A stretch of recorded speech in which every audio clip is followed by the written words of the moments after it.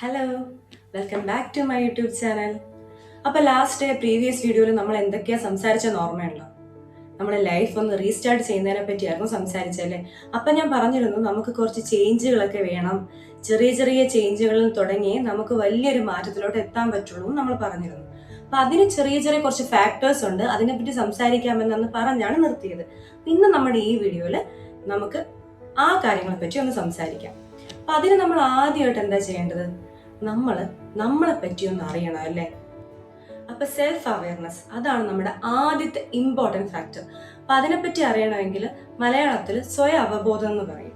കുറച്ചും കൂടെ നന്നായിട്ട് മനസ്സിലാവണമെങ്കിൽ ഞാൻ ഒരു ഡയലോഗ് പറയാം. നിങ്ങൾക്ക് എല്ലാവർക്കും നന്നായിട്ട് അറിയുന്ന ഒരു ഡയലോഗാണ്. താൻ ആരാണെന്ന് തനിക്ക് അറിയില്ലെങ്കിൽ താൻ എന്നോട് ചോദിക്കും താൻ ആരാണെന്ന്. ഞാൻ തനിക്ക് അങ്ങോട്ട് പറഞ്ഞു തരാം താൻ ആരാണെന്നും ഞാൻ ആരാണെന്നും. ശരിക്കും താൻ ആരാണെന്ന് തനിക്ക് അറിയില്ലെങ്കിൽ താൻ എന്നോട് ചോദിച്ചിട്ട് കാര്യമുണ്ടോ? ഈ ഞാൻ ആരാണെന്ന് എനിക്ക് മനസ്സിലാകാതെ ഞാൻ വന്ന് തന്നോട് ചോദിച്ചിട്ട് കാര്യമുണ്ടോ? ഒരു കാര്യവുമില്ല. ഞാൻ ആരാണെന്ന് എനിക്കറിയണമെങ്കിൽ എനിക്ക് സ്വയം ആ ഒരു ചിന്ത ഉണ്ടാവണം. ഞാൻ ആരാണ്, എൻ്റെ പേഴ്സണാലിറ്റി എന്താണ്, ഞാൻ എങ്ങനെയുള്ള ഒരാളാണ്, എന്തൊക്കെ എനിക്ക് സന്തോഷങ്ങൾ തരും, എന്തൊക്കെയാണ് എന്നെ സങ്കടപ്പെടുത്തുന്നത്, എന്നെ എന്തൊക്കെ കൊണ്ട് ആൾക്കാർക്ക് പ്രൊവോക്ക് ചെയ്യാം. അങ്ങനെ നമ്മളെ പറ്റി നന്നായിട്ടൊന്ന് മനസ്സിലാക്കാൻ ശ്രമിക്കണം. അങ്ങനെ മനസ്സിലാക്കാൻ ശ്രമിക്കുന്നതാണ് നമ്മളുടെ ആദ്യത്തെ ഫാക്ടർ എന്ന് പറയുന്നത്. ഒരു മനുഷ്യൻ എന്ന് പറയുമ്പോഴത്തേക്കും സങ്കടങ്ങളും സന്തോഷങ്ങളും ദേഷ്യങ്ങളും വിഷമങ്ങളും അതേപോലെ നെഗറ്റീവും പോസിറ്റീവും ഒക്കെ ഉള്ള ഒരാളാണല്ലോ. അപ്പൊ നമുക്ക് നമ്മുടെ ഈ എല്ലാ ഗുണങ്ങളും, അത് നെഗറ്റീവ് ആണെങ്കിലും പോസിറ്റീവ് ആണെങ്കിലും ഒക്കെ നമുക്ക് നമ്മളെ പറ്റി ഒന്ന് അറിയാൻ പറ്റണം. അല്ലാതെ മറ്റൊരാൾ നമ്മളെ കൺട്രോൾ ചെയ്യുന്ന പോലെ, അല്ലെങ്കിൽ പെട്ടെന്ന് ഒരാൾ വന്ന് നമ്മൾ പ്രൊവോക്ക് ചെയ്യുന്നു, എന്തെങ്കിലും നമുക്ക് ഇഷ്ടപ്പെടാത്തൊരു കാര്യം പറയുന്നു, നമ്മൾ പെട്ടെന്ന് കയറി പ്രൊവോക്ഡ് ആവുന്നു. അപ്പൊ നമ്മളെ പറ്റി ഒന്ന് അറിയാൻ ശ്രമിക്കണം. അങ്ങനെ അറിയാൻ ശ്രമിക്കുമ്പോഴത്തേക്കും മാത്രമേ നമുക്ക് നമ്മളെ ഒന്ന് മാറ്റിയെടുക്കാൻ പറ്റുള്ളൂ. അപ്പൊ ഇതുവരെ ഉണ്ടായിരുന്ന ഒരു നമ്മളിൽ നിന്ന് നമ്മൾ പുതുതായിട്ടൊന്ന് റീസ്റ്റാർട്ട് ചെയ്യുമ്പോഴത്തേക്കും നമ്മൾ ആദ്യം ഒന്ന് നമ്മളെ പറ്റി മനസ്സിലാക്കി ചെറിയൊരു മാറ്റം കൊണ്ടുവരാൻ ശ്രമിക്കണമല്ലോ. പിന്നെ നമ്മളെ ഡ്രെയിൻ ചെയ്യുന്ന കാര്യങ്ങൾ എന്തൊക്കെയാണെന്ന്, എന്താണ് നമ്മളെ ഡ്രെയിൻ ചെയ്യുന്നത്? ഞാൻ നേരത്തെ പറഞ്ഞു, ആരെങ്കിലും ഒക്കെ നമ്മളെ കയറി പ്രൊവോക്ക് ചെയ്യുന്നത്, ചിലപ്പോൾ നമുക്ക് ഇഷ്ടപ്പെടാത്ത എന്തെങ്കിലുമൊക്കെ കാര്യങ്ങൾ ഉണ്ടാകാം. ചിലപ്പോൾ ജസ്റ്റ് ഒന്ന് ആലോചിച്ച് നോക്ക്, നമ്മുടെ പേഴ്സണൽ ലൈഫിൽ അല്ലെങ്കിൽ പ്രൊഫഷണൽ ലൈഫിൽ ചിലപ്പോൾ പാർട്ണർ ആയിരിക്കാം, ചിലപ്പോൾ അച്ഛനമ്മ ആയിരിക്കാം, ചിലപ്പോൾ ഓഫീസിൽ ചിലപ്പോൾ നമ്മളെ സീനിയർ ആയിരിക്കാം. ആരെങ്കിലും ഒരാൾ എന്തെങ്കിലും ഒക്കെ ഒരു കാര്യം പറയുന്നുണ്ടാവും. നമ്മുടെ ഉള്ളിലാണെന്നുണ്ടെങ്കിൽ ഒരുപാട് കാര്യങ്ങൾ ഇങ്ങനെ നിറഞ്ഞ് തിങ്ങി കിടക്കുകയായിരിക്കും. അപ്പൊ പെട്ടെന്നായിരിക്കും നമ്മൾ ആരെങ്കിലും ഒക്കെ കയറി ഒന്ന് പ്രൊവോക്ക് ചെയ്യുന്നത്, നമ്മൾ കയറി ട്രിഗർ ആവും. നമ്മൾ എന്ത് ചെയ്യും? അവരുടെ അടുത്ത് അതുവരെ നമ്മുടെ ഉള്ളിൽ കിടക്കുന്ന മൊത്തം ദേഷ്യങ്ങളും പെട്ടെന്ന് എടുത്തങ്ങ് എറിയും. അതുകൊണ്ട് വല്ല കാര്യമുണ്ടോ? അവിടെ നമ്മുടെ പേഴ്സണാലിറ്റിക്കാണ് ഒരു നെഗറ്റിവിറ്റി ഉണ്ടാകുന്നത്. അപ്പൊ സത്യം പറഞ്ഞാൽ അതിന്റെ റീസൺ എന്ന് പറഞ്ഞാൽ നമ്മുടെ ഉള്ളിൽ കുറേ സ്ട്രെസ് കിടക്കുന്നുണ്ടാവും. സ്ട്രെസ് ഇല്ലാത്ത മനുഷ്യന്മാർ ആരും ഉണ്ടാവില്ല. ഒരു ചെറിയ പ്രായത്തിലുള്ള കുട്ടികളെ എടുത്തു നോക്കിയാൽ അവർക്ക് അവരുടേതായ ടെൻഷൻ ഉണ്ടാകാം, അതൊരു സ്ട്രെസ് ആയിരിക്കും. അത് കഴിഞ്ഞിട്ടുള്ള പ്രായത്തിലോട്ടേക്ക് നമ്മുടെ പ്രായം കഴിഞ്ഞ് നമ്മുടെയൊക്കെ പാരന്റ്സിന്റെ പ്രായമുള്ളവരെടുത്താൽ അവർക്ക് അവരുടേതായ സ്ട്രെസ് ഉണ്ടാകും. അപ്പൊ സ്ട്രെസ് അതൊരു വലിയ കാര്യമാണ്.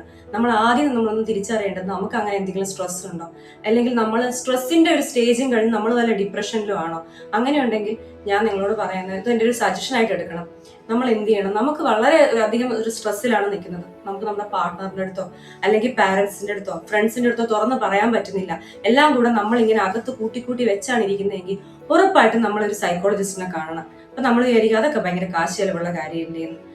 നമുക്കിപ്പോ ഒരു പനി വന്നു, ഒരു ദിവസമോ 2 ദിവസമൊക്കെ ഒരു ചുക്ക് കാപ്പിയോ അല്ലെങ്കിൽ ഒരു കഫ് സിറപ്പോ, ഇപ്പൊ ഒരു ചുമയൊക്കെ ആണെന്നുണ്ടെങ്കിൽ നമ്മൾ ചുക്ക് കാപ്പിയും കഫ് സിറപ്പും ഒക്കെ ആയിട്ട് നമ്മൾ അങ്ങനെ ഇരുന്ന് നോക്കും. പക്ഷെ കുറഞ്ഞില്ല എന്നുണ്ടെങ്കിൽ പിന്നെ നമുക്ക് വേറെ വഴിയില്ല, നമ്മളൊരു ഡോക്ടറെ കാണുക തന്നെ വേണം. അപ്പൊ നമ്മൾ കുറച്ചും കൂടിയ ഒരു അവസ്ഥയിൽ ഒരു ഡോക്ടർക്ക് പോകും. അതേപോലെ തന്നെ നമ്മുടെ ശരീരത്തിന് വരുന്നത് പോലെ മനസ്സിനെ ബാധിക്കുന്ന ഒരു കാര്യമാണ് ഈ സ്ട്രെസ്. ഞാൻ അത് ഒരുപാട് അനുഭവിച്ചിട്ട് അങ്ങനെ സൈക്കോളജിസ്റ്റിന്റെ ഒരു ലെവലും കൂടെ കഴിഞ്ഞൊരു ഡിപ്രഷൻ സ്റ്റേജിലൊക്കെ എത്തി, ഒരു സൈക്കാട്രിസ്റ്റ് എന്നുള്ളൊരു ലെവലിലോട്ട് എത്തി, അതിനുവേണ്ടി മെഡിക്കേഷൻ ഒക്കെ എടുത്ത് ഒന്ന് നോർമലായി വന്ന ഒരാളായതുകൊണ്ട് എനിക്ക് ഉറപ്പായിട്ട് നിങ്ങളോട് പറയാൻ പറ്റും, ഈ സ്ട്രെസ്സിലൂടെയാണ് നിങ്ങൾ പോകുന്നതെങ്കിൽ ഉറപ്പായിട്ടും നിങ്ങൾക്കിപ്പോൾ സംസാരിക്കാനാണ് ഒരാൾ വേണ്ടത്. നിങ്ങളുടെ അകത്തിരിക്കുന്ന ഈ സ്ട്രെസ് മൂടി കിടക്കുന്ന സാധനങ്ങളൊക്കെ ഒന്ന് പുറത്തോട്ടേക്ക് കൊണ്ട് കളയണം. അങ്ങനെ ഉണ്ടെന്നുണ്ടെങ്കിൽ നിങ്ങളൊരു സൈക്കോളജിസ്റ്റിനെ കാണണം. കണ്ട് നമ്മുടെ ഉള്ളിൽ കിടക്കുന്ന മൊത്തം കാര്യങ്ങളും എടുത്താൽ, നമ്മുടെ ഉള്ളിൽ കിടക്കുന്ന സാധനങ്ങളൊക്കെ എടുത്തങ്ങ് പുറത്തോട്ട് കളയുക, വേറൊരു വഴിയും ഇല്ല. അതിന്റെയും ഒരു സ്റ്റേജ് കഴിഞ്ഞ് ഒരു ഡിപ്രഷൻ അവസ്ഥയിലാണ് നിൽക്കുന്നതെങ്കിൽ ഉറപ്പായിട്ടും നമ്മളൊരു സൈക്കാട്രിസ്റ്റിനെ കാണണം. ചിലപ്പോൾ നമ്മൾ ചില മെഡിക്കേഷൻസ് എടുക്കേണ്ടി വരും. ഞാൻ നേരത്തെ പറഞ്ഞല്ലോ, നമുക്കൊരു പനി വരുമ്പോൾ നമ്മൾ ചെയ്യുന്നത് പോലെ തന്നെ ഇതും ഒരു അസുഖമായിട്ട് മനസ്സിലാക്കണം.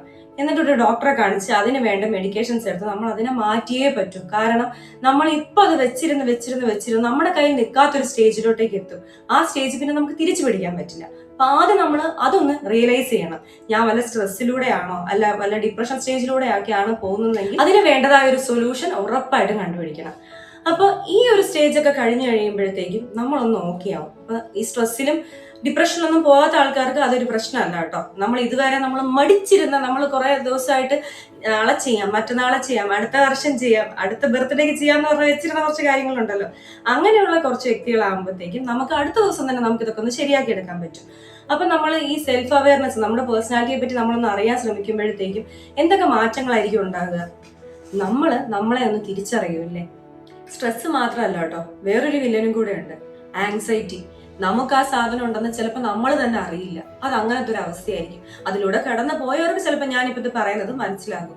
നമുക്കാണെങ്കിൽ നമ്മളിപ്പോ ഏത് സ്ട്രെസ്സിലാണോ, ആങ്സൈറ്റിയിലാണോ, ഇനി ഡിപ്രഷൻ സ്റ്റേജിലാണോ, ചിലതൊന്നും നമുക്ക് അസസ് ചെയ്യാൻ പോലും പറ്റിയെന്ന് വരില്ല.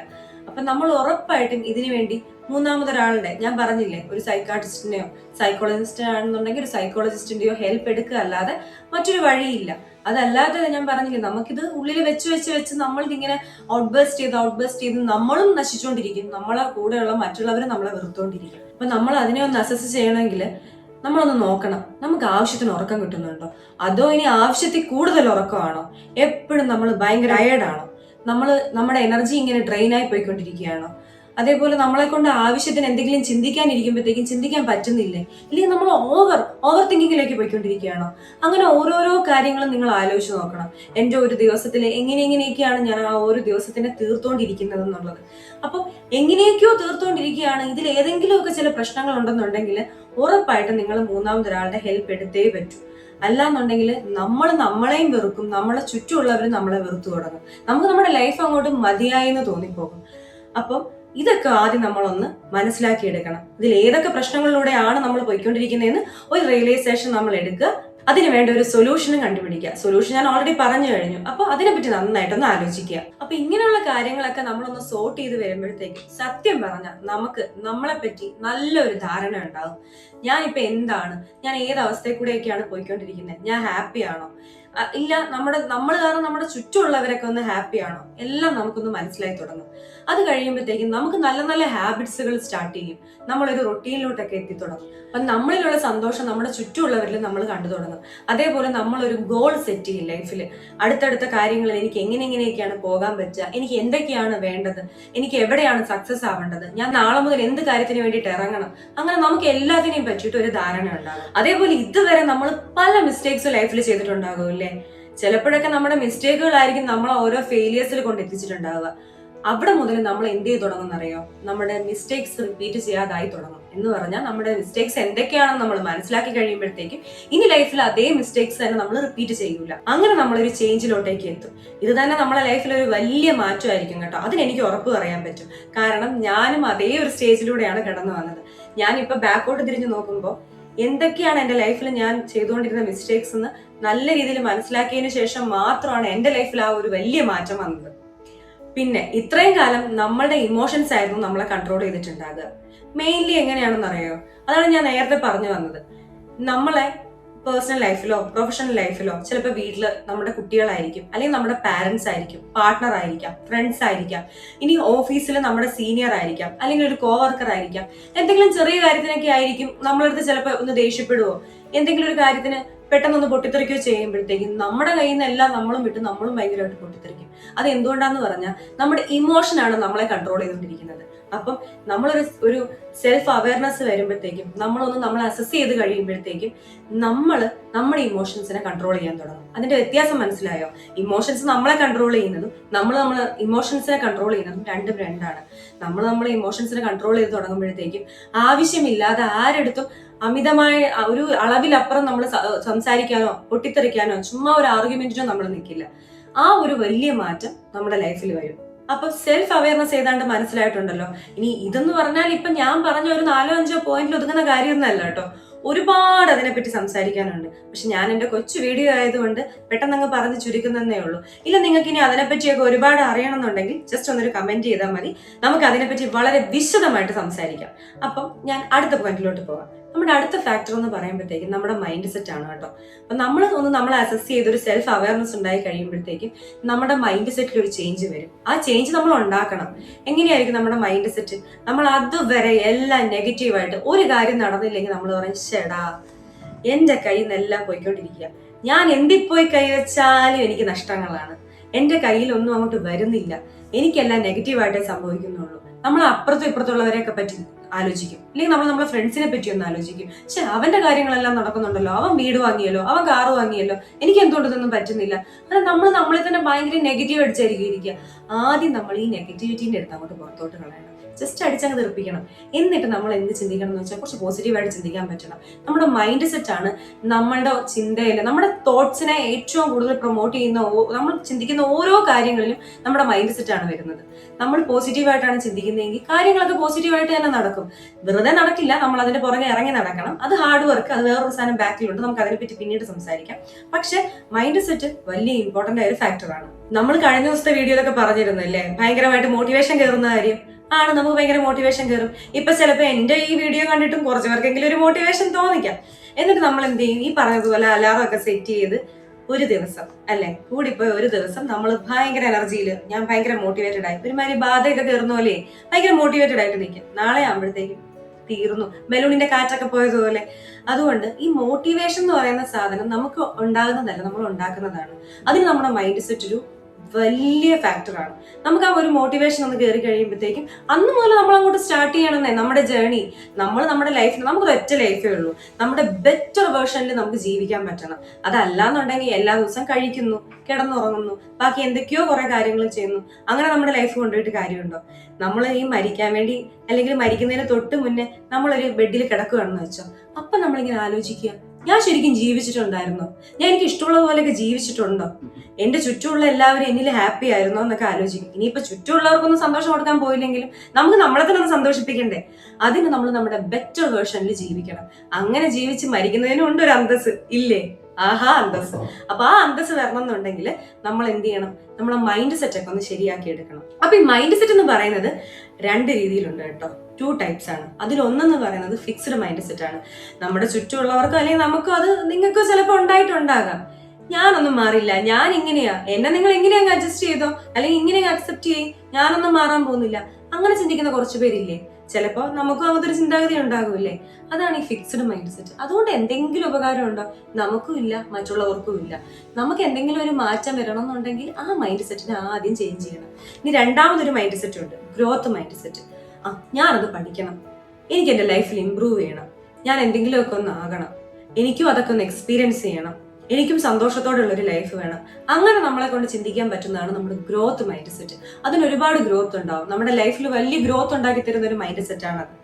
അപ്പൊ ഈ ഒരു ഫിക്സ്ഡ് മൈൻഡ് സെറ്റിൽ നിന്ന് നമുക്കൊരു മാറ്റം വരണം. എല്ലാവർക്കും ആ മൈൻഡ് സെറ്റ് ഉണ്ടാകും എന്നല്ല ഞാൻ പറയുന്നത്, പക്ഷെ ചിലർക്കെങ്കിലും അങ്ങനെ ഒരു മൈൻഡ് സെറ്റ് ഉണ്ടാകും. അതിലൊക്കെ ഒരു മാറ്റം വന്നു കഴിയുമ്പോഴേ ലൈഫിന് നമുക്ക് നമ്മൾ വളരെ സീരിയസ് ആയിട്ടൊന്നും ലൈഫിനെ അപ്രോച്ച് ചെയ്യേണ്ട കാര്യമൊന്നും ഇല്ലെന്നേ. വളരെ ഹാപ്പി ആയിട്ട്, വളരെ ഫണ്ണി ആയിട്ട്, വളരെ എന്റർടൈനിങ് ആയിട്ട് നമുക്കിത് കൊണ്ടുപോകാൻ പറ്റും. നമ്മൾ എൻഡ് ഓഫ് ദി ഡേ, നമ്മളൊന്ന് രാത്രി കിടന്നുറങ്ങുന്നതിന് മുന്നേ ചിലർക്കൊക്കെ ഉണ്ടാകും ഒരു ജേർണലിംഗ് എന്ന് പറഞ്ഞൊരു പരിപാടി. പണ്ടത്തെ നമ്മുടെ ഡയറി എടുത്തേ, ഇപ്പൊ അതൊരു സംഭവമാണ് ജേർണലിംഗ് എന്നൊക്കെ പറഞ്ഞിട്ട്.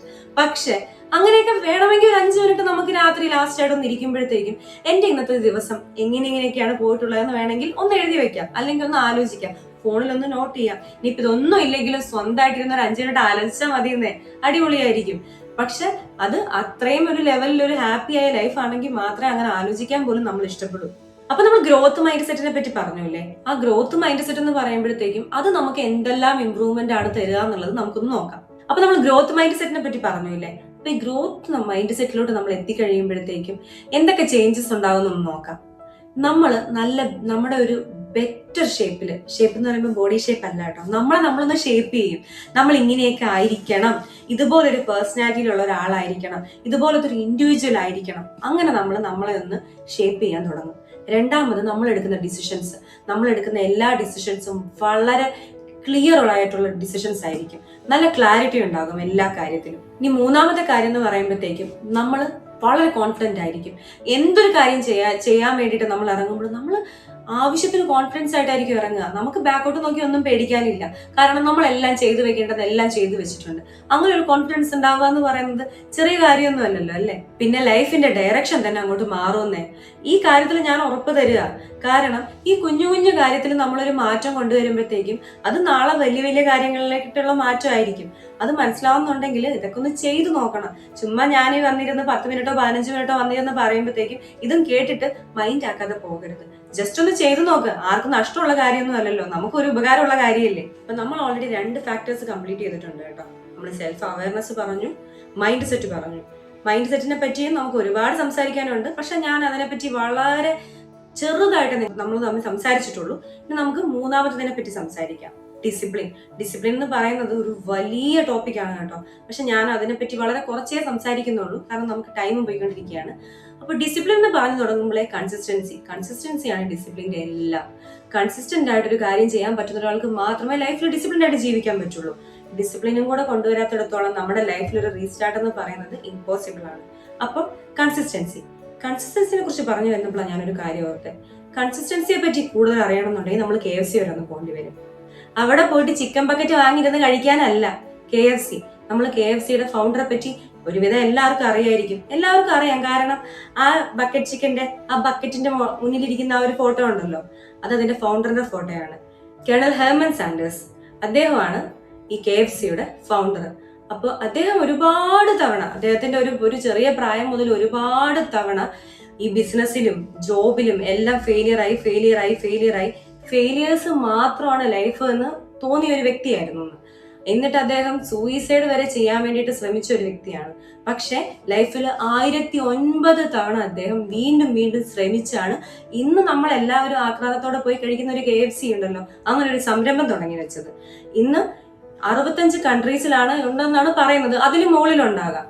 അതിനെപ്പറ്റി കൂടുതൽ അറിയണമെന്നുണ്ടെങ്കിൽ ജസ്റ്റ് ഒന്ന് ഗൂഗിളിൽ കയറി നോക്കിയാൽ മതി കേട്ടോ. അതിനെപ്പറ്റി ഒരുപാട് അറിയാൻ പറ്റും. അപ്പൊ നമ്മളിപ്പോ അതിനെപ്പറ്റി പറഞ്ഞു വന്നത്, ഇപ്പൊ എല്ലാവരും ഇവിടെയാണോ ശ്രദ്ധിക്കുന്നത് അതോ ഫുൾ KFCനെ പറ്റിയാണോ ചിന്തിച്ചുകൊണ്ടിരിക്കുന്നത്? നമുക്കിത് കഴിഞ്ഞ് KFCയിലോട്ട് പോകാം. പക്ഷെ അതൊരു ഹെൽത്തി ഹാബിറ്റ് അല്ല കേട്ടോ, അതൊന്നും ഞാൻ സപ്പോർട്ട് ചെയ്യില്ല. എന്നാൽ പോലും നമ്മള് ഇപ്പൊ അതിന്റെ ഫൗണ്ടറെ പറ്റി പറഞ്ഞല്ലോ, അദ്ദേഹമൊക്കെ 1009 തവണ ഫെയിലിയർ ആയി എന്ന് പറഞ്ഞാൽ നമുക്കൊരു 100 തവണ ഫെയിലിയറിനെ പറ്റി ചിന്തിക്കാൻ പറ്റുമോ? ഇല്ലല്ലോ. ഒരു 10 തവണ, എന്തിന് ഒരു തവണ ഒരു കാര്യത്തിൽ ഫെയിലിയർ ആയാൽ തന്നെ ഉടനെ തന്നെ വീട്ടിൽ വന്ന് വിഷമിച്ചിരിക്കുന്നവരാണ് നമ്മൾ. അപ്പോ കൺസിസ്റ്റന്റ് ആയിട്ട് ഒരു കാര്യത്തിന്റെ പുറകെ ഇറങ്ങി തിരിച്ചാൽ, അതിനുവേണ്ടി വീണ്ടും ട്രൈ ചെയ്താൽ ഉറപ്പായിട്ട് നമ്മൾ ആ ലെവലിലെത്തും, ആ സക്സസിലെത്തും. അതെനിക്ക് ഉറപ്പ് പറയാൻ പറ്റും. കാരണം നമ്മുടെ മുമ്പ് നമ്മൾ ഒരുപാട് ലീഡേഴ്സിനെ പറ്റി നമ്മൾ പഠിച്ചിട്ടുണ്ട്, നമ്മൾ അറിഞ്ഞിട്ടുണ്ട്. നമ്മുടെ ഹിസ്റ്ററി ഒരുപാട് നമ്മൾ പഠിച്ചിട്ടുണ്ട് ഹിസ്റ്ററിയിലൊക്കെ. അപ്പൊ നമുക്കറിയാം ഒരു കാര്യത്തിന് വേണ്ടി ഒന്ന് ഇറങ്ങി തിരിച്ചാൽ, പക്ഷെ ഇറങ്ങി തിരിക്കാനുള്ള മൈൻഡ് ഉണ്ടാവണം. അവിടെ നമ്മൾ ഓൾറെഡി മൈൻഡ് സെറ്റിനെ പറ്റി സംസാരിച്ചു. അപ്പൊ ആദ്യം തന്നെ ഈ ഒരു കൺസിസ്റ്റൻസി ബിൽഡ് ചെയ്യാന്നുള്ളതാണ്. ഓക്കെ, ഡിസിപ്ലിൻ ആവണം എന്നുണ്ടെങ്കിൽ കൺസിസ്റ്റന്റ് ആയിരിക്കുക. നമ്മൾ എല്ലാ കാര്യത്തിലും കൺസിസ്റ്റന്റ് ആയിരിക്കണം എന്ന് നമ്മളോട് തന്നെ എപ്പോഴും പറഞ്ഞുകൊണ്ടിരിക്കുക. അതാണ് ഒന്നാമത്തെ കാര്യം. രണ്ടാമത്, നമ്മളൊരു കാര്യം ചെയ്യണമെന്ന് ആഗ്രഹിച്ചു കഴിഞ്ഞാൽ നാളത്തേക്ക് മാറ്റി വെക്കരുത്. ഇന്ന് തന്നെ ചെയ്യാൻ വേണ്ടിയിട്ട് ഇറങ്ങുക. നമുക്ക് ഇതിനൊരു പ്രോമിസ് കൊടുക്കുക, ഇന്ന് ഞാൻ അതങ്ങ് കംപ്ലീറ്റ് ചെയ്തിട്ടേ നാളത്തെ കാര്യത്തിലോട്ട് പോകുള്ളൂ എന്നുള്ളത്. മറ്റുള്ള കാര്യത്തിലുള്ള നമ്മുടെ ഡിസ്ട്രാക്ഷൻ അതൊന്നും ഒഴിവാക്കാൻ ശ്രമിക്കണം. ചിലപ്പോൾ നമുക്ക് മൊബൈൽ ഫോൺ ഒരു അഡിക്ഷൻ ആയിരിക്കാം. 24 മണിക്കൂറും എവിടെ നമ്മൾ കഴിച്ചുകൊണ്ടിരിക്കുമ്പോഴും വല്ലതും മൊബൈലിൽ കണ്ടുകൊണ്ടായിരിക്കും കഴിക്കുക. ഇല്ല, നമുക്കൊന്ന് ടോയ്ലറ്റിൽ പോകണമെങ്കിലും മൊബൈൽ എടുത്തുകൊണ്ടായിരിക്കും പോകുക. 24 മണിക്കൂറും മൊബൈലിൽ തന്നെ ജീവിക്കുന്ന കുറച്ച് പേരെങ്കിലും ഒക്കെ ഉണ്ടാകുമല്ലോ. അപ്പൊ അങ്ങനെയുള്ള ഡിസ്ട്രാക്ഷൻസ് ഒക്കെ കുറച്ചൊന്ന് കുറയ്ക്കാൻ ശ്രമിക്കാം. മൊബൈൽ ഫോൺ മാത്രമല്ല കേട്ടോ, പലർക്കും പല കാര്യങ്ങളിലും അഡിക്ഷൻ ഉണ്ടാകാം. ചിലർ ഭയങ്കര ഗെയിമിങ്ങിലൊക്കെ അഡിക്ഷൻ ഉള്ളവരുണ്ടാകും. ചിലർക്കാണെങ്കിൽ ഇപ്പം നമുക്കങ്ങനെ ജെൻഡർ വ്യത്യാസമൊന്നും ഇല്ലല്ലോ. ചിലരൊക്കെ എന്ന് വെച്ചിട്ടുണ്ടെങ്കിൽ ഒരുപാട് സ്മോക്ക് ചെയ്യാനും ഒരുപാട് ഡ്രിങ്ക്സ് കഴിക്കാനും ഒക്കെ അതിലൊക്കെ ഒരു അഡിക്ഷൻ ഉള്ള ആൾക്കാരുണ്ടാവും. എല്ലാം നമ്മുടെ ഹെൽത്തിന് വേണ്ടി നമ്മളൊന്ന് കുറയ്ക്കേണ്ടതാണ്. അങ്ങനെ കുറച്ച് അതിലൊരു ഡിസിപ്ലിൻ കൊണ്ടുവന്നെങ്കിലും മാത്രമേ നമ്മൾ ഈ പറയുന്ന പോലെ നമുക്കൊരു ലൈഫിൽ അതൊരു റീസ്റ്റാർട്ട് ആയിട്ട് നമുക്ക് എടുക്കാൻ പറ്റും. പിന്നെ ലൈഫിൽ നമ്മൾ ഇതൊക്കെ ഒന്ന് ശരിയായി വരുമ്പോഴത്തേക്കും ചെറിയ റൊട്ടീൻസ് ചേഞ്ച് ഒക്കെ കൊണ്ടുവരിക. കുഞ്ഞു എന്താണ് നമ്മുടെ ഒരു ചെറിയ സെൽഫ് കെയർ, നമുക്കിഷ്ടമുള്ള കാര്യങ്ങൾ, നമുക്കിഷ്ടമുള്ള പാട്ടൊക്കെ കേൾക്കാൻ കുറച്ച് സമയം എടുക്കുക. അങ്ങനെ നമുക്ക് ഇഷ്ടമുള്ള കുഞ്ഞു കാര്യങ്ങളൊക്കെ കൊണ്ടുവരുമ്പോഴത്തേക്കും തന്നെ ഒരു ചെറിയ ചേഞ്ച് ഒക്കെ അതിൽ വന്നു തുടങ്ങും. പിന്നെ പോകുന്ന ദിവസങ്ങളിലെല്ലാം നമ്മൾ ഒന്ന് നോക്കേണ്ട, ഒരു അസസ് ചെയ്ത് പോകേണ്ട കാര്യം എന്ന് പറഞ്ഞാൽ എന്തെങ്കിലുമൊക്കെ ചേഞ്ച് ഉണ്ടോ. നമ്മൾ ഫസ്റ്റ് തന്നെ ഇന്ന കാര്യം ഇത് സാധിക്കണം, അപ്പൊ ആ കാര്യം സാധിച്ചില്ലല്ലോ എന്നുള്ളൊരു ടെൻഷൻ അല്ല ഞാൻ പറയുന്നത്. ചെറിയ ആ മാറ്റങ്ങൾ നമ്മളെ ലൈഫിൽ കാണാനുണ്ടോ, അത് ചെറിയൊരു പ്രോഗ്രസ് അതുണ്ടോ എന്നുള്ളത് മാത്രമാണ് നമ്മൾ ആദ്യം അസസ് ചെയ്യേണ്ട ഒരു കാര്യം. അതുണ്ടെന്നുണ്ടെങ്കിൽ നിങ്ങൾ ഉദ്ദേശിക്കുന്നിടത്ത് ഉറപ്പായിട്ട് നിങ്ങളെ കൊണ്ട് എത്താൻ സാധിക്കും. അപ്പൊ ഡിസിപ്ലിൻ എന്ന് പറയുമ്പോഴത്തേക്കും നമ്മുടെ ഇന്നത്തെ പ്രസന്റ് മൂഡിനേക്കാളും നമ്മുടെ ഫ്യൂച്ചറിനെ നമ്മൾ ഷേപ്പ് ചെയ്യുക. നമ്മുടെ ഫ്യൂച്ചറിന് വേണ്ടിയിട്ട് നമ്മളിലൊരു മാറ്റം കൊണ്ടുവരിക എന്നുള്ളതാണ് ഡിസിപ്ലിൻ. അപ്പം നമ്മൾ ഇന്ന് 3 ഫാക്ടേഴ്സ് കവർ ചെയ്തു കേട്ടോ. സെൽഫ് അവയർനെസ് കവർ ചെയ്തു, നമ്മൾ മൈൻഡ് സെറ്റ് കവർ ചെയ്തു, ഡിസിപ്ലിൻ കവർ ചെയ്തു. ഇതെല്ലാം നമ്മൾ ലൈഫിൽ കൊണ്ടുവരേണ്ട കാര്യങ്ങളാണ്. ഞാനിങ്ങനെ ഇരുന്ന് പറയുമ്പോഴത്തേക്ക് ഇതെന്തോ വലിയ കാര്യങ്ങളൊക്കെ ആണെന്ന് നിങ്ങൾക്ക് തോന്നാം. അല്ല കേട്ടോ. നമ്മുടെ ഒരു ഡെയിലി ലൈഫിൽ, ഒരു ഡേ ടു ഡേ ലൈഫിൽ നമ്മൾ ചെറിയ ചെറിയ ചേഞ്ചസിലൂടെ ഈ കാര്യങ്ങളൊക്കെ ഒന്ന് നമ്മുടെ ലൈഫിലേക്ക് കൊണ്ടുവരുമ്പോഴത്തേക്കും വലിയ വലിയ മാറ്റങ്ങൾ ഉണ്ടാകും. അത് ആദ്യമേ ഒന്ന് തുടങ്ങി വെക്കണം. വലിയൊരു നല്ല ഫ്യൂച്ചറിന് വേണ്ടിയിട്ട് നമ്മുടെ പ്രസന്റ് മൂഡിനെ ചെറുതായിട്ടൊന്ന് കൺട്രോൾ ചെയ്ത്, ചെറുതായിട്ടൊന്ന് ഷേപ്പ് ചെയ്ത്, ചെറിയ ചെറിയ ഡിസിപ്ലിനിലോട്ടൊക്കെ ഒന്ന് എത്തി തുടങ്ങുമ്പോഴത്തേക്കും തന്നെ ലൈഫിൽ ഒരു വലിയ മാറ്റം ഉണ്ടാവും. ഒന്ന് ചെയ്തു നോക്കുന്നേ. ചെയ്തു നോക്കിയാൽ ഉറപ്പായിട്ട് അതിന്റെ മാറ്റം കാണാം. അത് ഞാൻ ഉറപ്പ് പറയുകയാണ്. ഒന്ന് ചെയ്തു നോക്കുമല്ലോ അല്ലേ? അപ്പൊ ഇന്നത്തെ വീഡിയോ ഇവിടെ അവസാനിപ്പിക്കുകയാണ്. See you in the next video.